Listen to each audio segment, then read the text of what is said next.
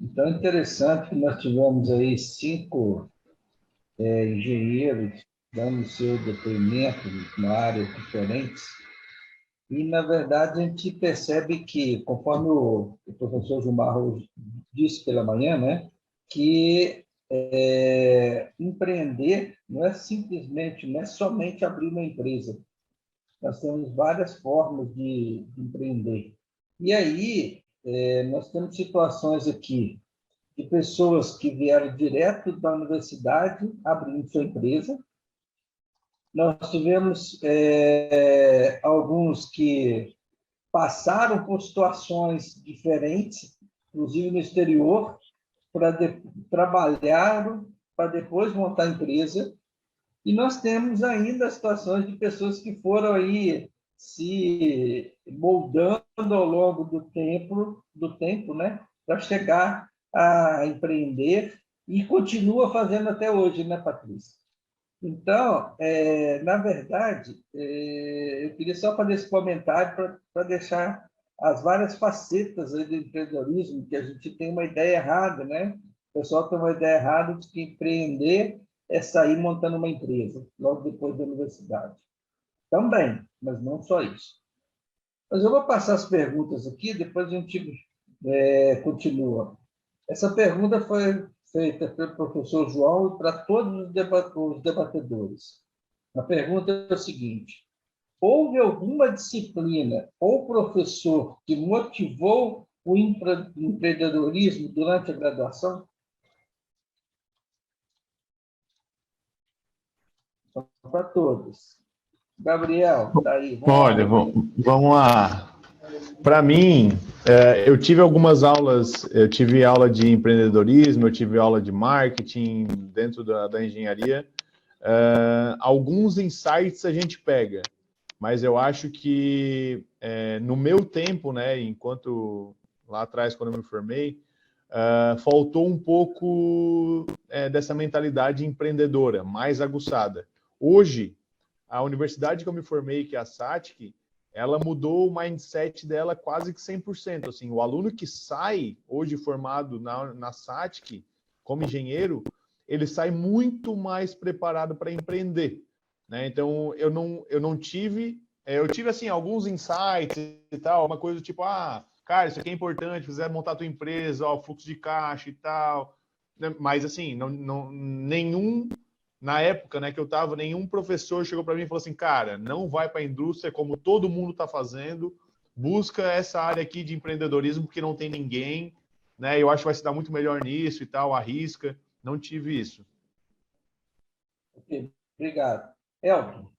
Bom, vamos lá. No meu caso, eu acho que a gente tivemos vários professores que apoiaram, né?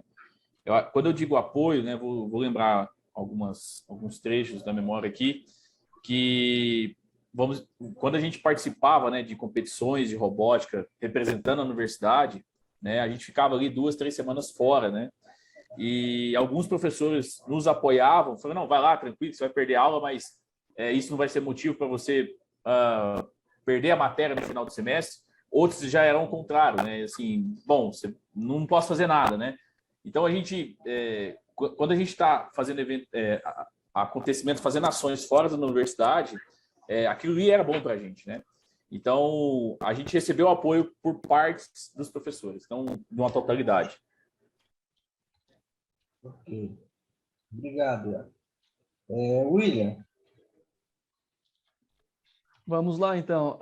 Na verdade, a minha resposta vai ser muito parecida com a resposta do Gabriel, porque eu e ele, nós estudamos algumas disciplinas, inclusive, juntos. Nós se formamos ali mais ou menos no mesmo semestre. Eu acho que se eu fosse pontuar um professor ou alguma coisa assim, o nome que me veio à cabeça foi o professor Pascoal Meller Neto, que para mim foi um cara que, durante a faculdade, ele dava disciplinas relacionadas à gestão. E assim, se tu fosse nele, cutucasse, tentasse conversar um pouquinho mais, ele te incentivava muito a tentar pensar de um modo diferente, mostrar como o lado de ter uma empresa também é legal, assim, no âmbito geral. Claro que ele não conseguia fazer isso daí em sala de aula, porque dentro de sala de aula tem vários níveis de pessoas e ele tem que balizar, enfim, entregar um padrão para poder passar o conhecimento. Isso daí é muito difícil para um professor fazer. Eu, inclusive, durante a minha trajetória, eu fui professor por um curto espaço de tempo. Isso daí é algo muito difícil. Mas o nome do Pascoal me veio à cabeça. O restante da resposta é praticamente igual ao do Gabriel. Patrícia, por favor, me desculpe aí, gente. Não, tranquilo. Não, mas a minha graduação também foi a mesma coisa, assim, a gente não, eu mesma não tive nenhuma disciplina correlacionada a empreendedorismo, né? Eu acho assim que eu achava que eu ia ter uma desvantagem por não fazer estágio na área, mas com o tempo eu vi que, na verdade, foi um diferencial para mim ir para projetos de pesquisa. Então, assim, os professores que incentivavam a participar de projetos de pesquisa, tem aquela coisa de tu estar no projeto de pesquisa, tu tem que olhar para o projeto e desenvolver alguma solução em cima de um problema ou desenvolver algum produto. Então, talvez na época nem eles saibam o quanto isso é importante para lá na frente aquele acadêmico se tornar empreendedor. Mas é mais nessa linha, assim, a gente também não teve nada específico, mas eu tenho certeza que hoje a universidade está muito diferente da época, assim, principalmente com relação a já pegar o acadêmico que está se formando ali no TCC, de pegar aquele TCC e já transformar aquilo num produto. Então, as universidades estão muito mais voltadas para esse sentido hoje. Obrigado. E eu penso assim, nossa, se eu tivesse tido essas disciplinas antes, eu ia estar voando bem mais. Que bom quem tem hoje, né? Tá certo. Guilherme. Bom, um nome que me veio à cabeça foi o professor Paulo Renato Nunes, que ele foi, inclusive, reitor da Universidade aqui, Federal de Itajubá, e sempre foi um professor que incentivava o empreendedorismo e essas múltiplas facetas da conexão entre a universidade e a indústria. Fora esse período de contato com o Renato Nunes, de fato a universidade aqui ela é bem acadêmica em alguns pontos principalmente na pós-graduação, e durante o evento da graduação o foco sempre foi em engenharia elétrica e sempre foi formar pessoas para trabalhar em grandes multinacionais. Acho que é uma das coisas que eu me arrependo um pouco na minha carreira técnica de não ter trabalhado numa empresa multinacional, justamente para conhecer métodos e processos. Então, todos os métodos e processos que hoje rodam aqui na Gabex, eles vieram na minha cabeça e, obviamente, eles não estão corretos, entendeu? Então, a falta desse conhecimento, de algumas métricas, e, obviamente, acho que não era o papel da universidade naquele momento, tá? Me fornecer esse tipo de insumo, mas essa falta dessa métrica, a falta desse conhecimento, a falta de me colocar nesse nível da dúvida, infelizmente fez com que eu tivesse um método empírico de aprendizado. Obviamente, hoje o acesso à informação ele é muito mais difundido. Né? Você entra no site da Endeavor, lá, por exemplo, você vai ter todas as rodadas de série que você pode aprender, o que é um capital anjo, o que é um seed, o que é uma série A, o que é série B, como que você vai se posicionar no mercado. Hoje o acesso à informação está muito mais bem difundido. Hoje você chegar no nível da dúvida é muito mais fácil do que, sei lá, 10, 12 anos atrás, quando a gente começou. Obviamente, acho que a universidade ela teve esse papel de plantar a primeira sementinha na minha cabeça, e aí isso foi florindo conforme foi necessidade. Para minha formação, é importante empreendedorismo, há 10 anos atrás, onde a prerrogativa era de grandes empresas, grandes consultoras? Talvez não. Acho que num cenário agora macroeconômico muito mais desafiador, você tem essa característica empreendedora, ela é muito mais necessária, e aí ela vai tornar o profissional um pouco mais resiliente. Então, acho que agora a universidade está se modificando e está criando esses caminhos, vão ter outros profissionais, vão ter outros focos, que vão permitir que esse caminho seja um pouco mais bem traçado e que você chegue no nível da dúvida de forma mais ágil. Porque eu ainda sinto falta, falando assim, eu sempre sou uma pessoa de contraponto, sempre acho que o professor Renato Nunes foi uma ótima pessoa, mas ao mesmo tempo tem um contraponto de que muitos acadêmicos hoje só tiveram uma carreira acadêmica, né? O cara vai dar aula na universidade, mas ele nunca foi para o mercado, ele nunca trabalhou numa grande empresa. Então, como que ele vai conseguir trazer esse tipo de experiência para você, sendo que ele não passou por ela? Todo mundo sabe que uma coisa é a teoria, outra coisa é a prática, e a ausência dessa prática de profissionais de mercado que dão aula tem, infelizmente, dado maior dificuldade de você dar um exemplo prático para aquele seu aluno. Então, essa é uma crítica que fica em aberto. Com certeza. Essa sua fala aí é importante, essa última fala sua, viu? Concordo com ela também. Agora eu vou fazer uma pergunta mais aí para o Gabriel e para o Elton. Desculpa, o Gabriel e o William. O intercâmbio, também a pergunta do professor João. O intercâmbio influenciou na tomada de decisão de empreender? Tem como repetir a pergunta mais uma vez? O intercâmbio influenciou na tomada de decisão de empreender? Para mim, eu vou começar a resposta aqui. Para mim foi um sim, até pelo que eu tinha falado ali na minha apresentação. Os dois intercâmbios que eu tive, tá? As duas oportunidades lá fora foram momentos onde eu saí da engenharia. Quando eu falava que eu fazia engenharia, trabalhava e fazia projetos de iniciação científica, eu literalmente fazia isso. Em alguns momentos eu tinha um emprego, iniciação científica e faculdade. Era 12, 13 horas por dia direto. No momento que eu decidi, eu vou dar um trancaço em tudo e eu vou aprender a viver, foi a minha primeira vez em 2016, lá fora eu abri muito a minha cabeça, a minha mentalidade, eu passei a ter insumos diferentes, a ver coisas diferentes.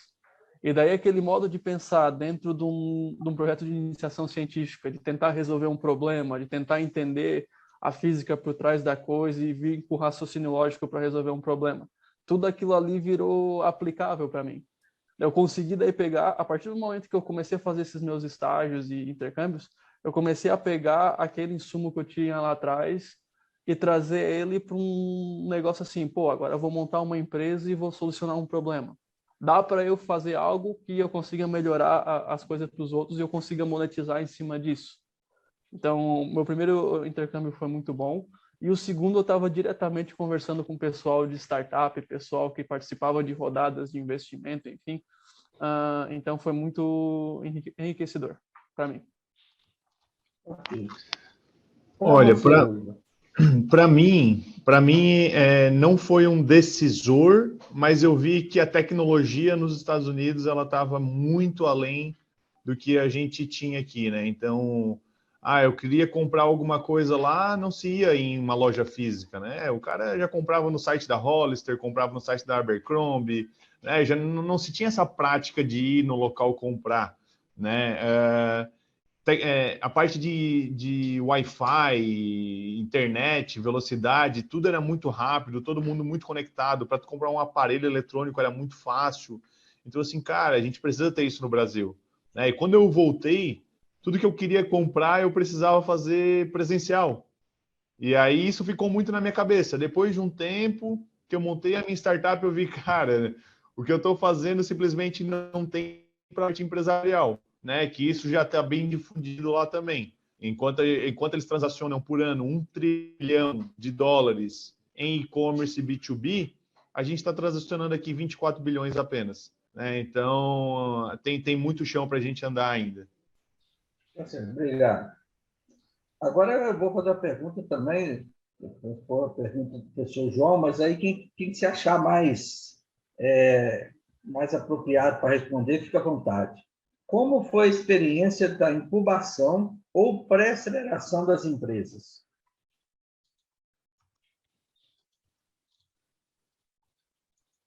Vou repetir. Como foi a experiência de incubação ou pré-aceleração das empresas?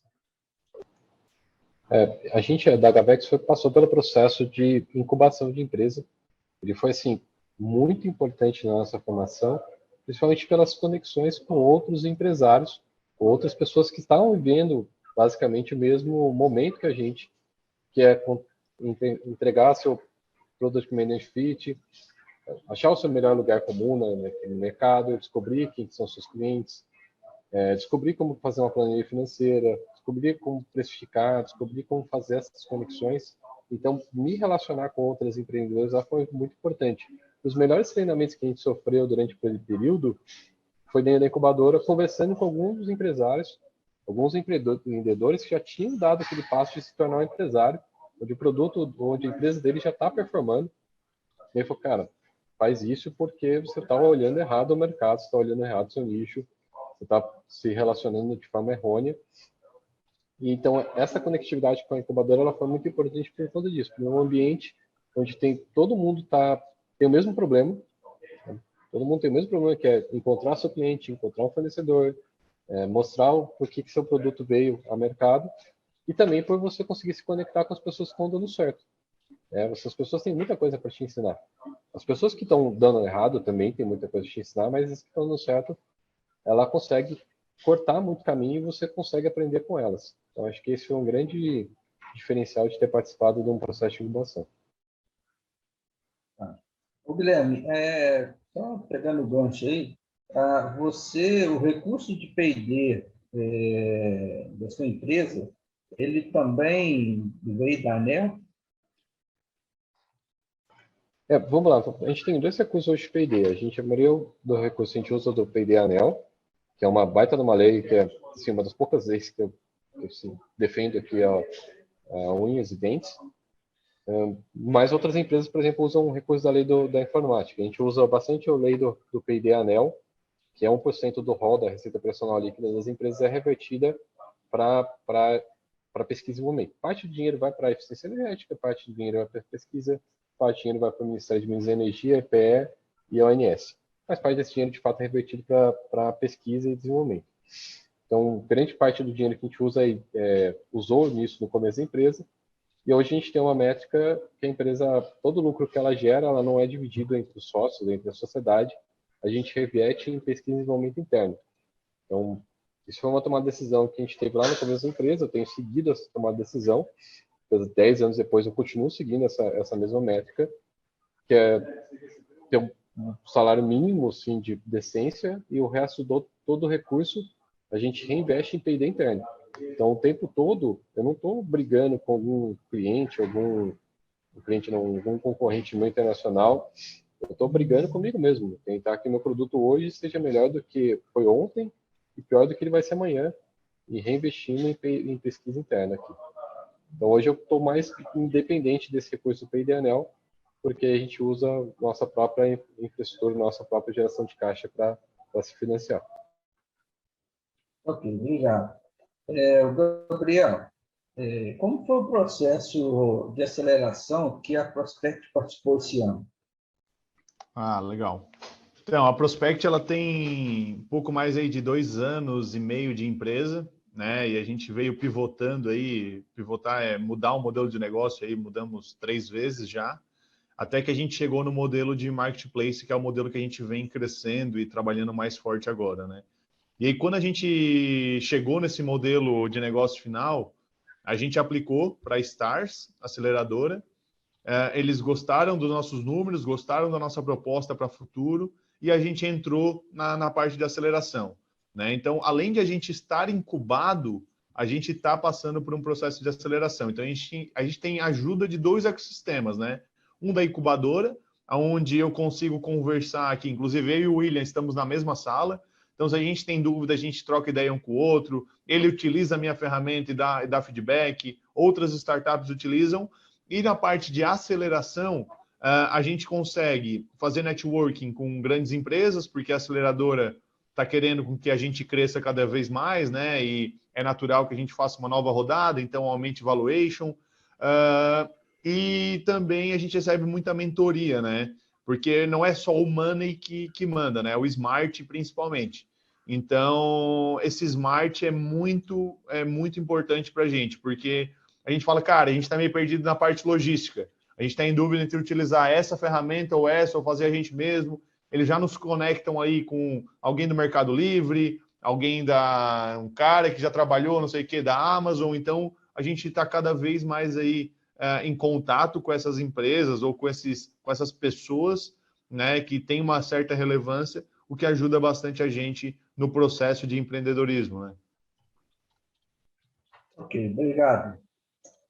O Gabriel, desculpa, Patrícia.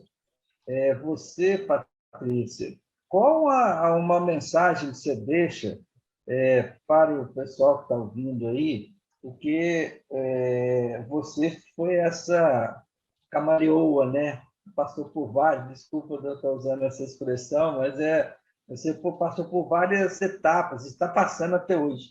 Então, desde o projeto de ser, network, a participação em eventos, que você mostrou vários aí, qual mensagem que você deixa para um aluno hoje de engenharia para que ele possa ter a sua trajetória, tendo como objetivo final lá empreender de alguma forma, independente de como, qual a forma que ele escolhe? Então, eu sempre indico a participação desses eventos de empreendedorismo, né? Principalmente o Startup Weekend, que para mim foi um grande divisor de águas, e eu conheço muitas outras pessoas que também participaram, e realmente deu aquele algo a mais e despertou aquele interesse em empreender.